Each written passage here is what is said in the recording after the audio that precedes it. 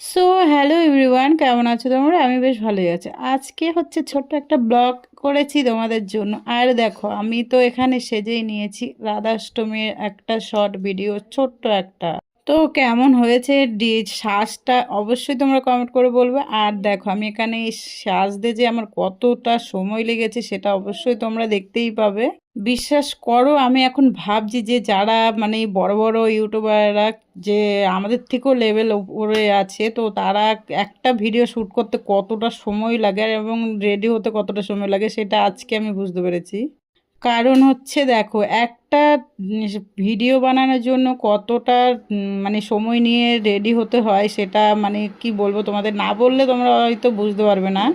যারা অবশ্যই রিলস বানাও অবশ্যই তারা অবশ্যই জানতেই পারবে। কারণ হচ্ছে দেখো, এই যে রেডি হয়েছি আর এখানে দেখো এক একটা স্টপ দিয়েছি, মানে হচ্ছে আমি এক একটা একটা রিলস বানিয়েছি, সেটাও তোমাদের কাছে শেয়ার করেছি। আর এখানে হচ্ছে রাধার সাজে আমি সেজেছি, তো কেমন হয়েছে অবশ্যই তোমরা বলবে, বলতে ভুলবে না। আর এখানে সাজ দিয়ে আমার যে কি কষ্ট হয়েছিল সেটা তোমাদের কি বলবো। সারাদিন উপোস থেকে তারপর আবার রেডি হয়ে ভিডিও শ্যুট করা মানে অনেকটাই মানে প্রবলেমের মধ্যে পড়তে হয়। কারণ হচ্ছে ক্লান্ত থাকে শরীর, তার মধ্যেও আমাদের ভিডিও করতে হয়। কতটা কষ্ট করে আমরা ভিডিও করি, তাই সেটা তোমরা অবশ্যই না দেখে স্কিপ করে চলে যাও, একটা ভালো করে কমেন্টও করো না। আর অনেকে আছে তো মানে খারাপ কমেন্ট নিয়ে বসে থাকো, কখন খারাপ কমেন্টটা করবে। কিন্তু তোমরা তো জানোই না যে একটা ভিডিও করতে কতটা কষ্ট হয়, সেটা তোমরা অবশ্যই যদি জানতে তাহলে কিন্তু খারাপ কমেন্টটা অবশ্যই আসতো না।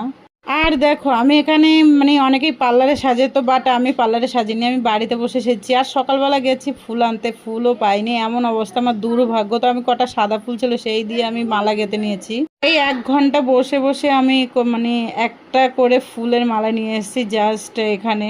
তা আবার গাঁদা ফুলের মালা, কোনো ফুলের মালাই পাইনি। আর দেখো, এখানটায় আমি ভিডিও করতে বসেছি, হচ্ছে বাইরে কোথাও যাইনি, এত রোদ, আমার বাইরে বেরোতে ভালোই লাগছিল না, তাই বাড়ি বসেই আমি ভিডিওটা শ্যুট করেছি।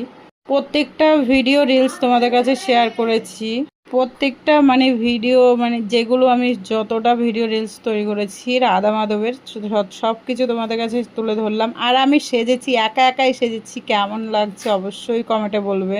বিশ্বাস করো, আমার গোপোষণা নেই বলে আমার হেভি খারাপ লাগছে। জাস্ট আমি বাড়ির পাশে একটা গোপোষণা ছিল, তাকে নিয়ে ওখানে গিয়েছি, গিয়ে আমি ফটোশ্যুট করেছি আর এবং ভিডিও করেছি। কেমন লেগেছে? Bye bye.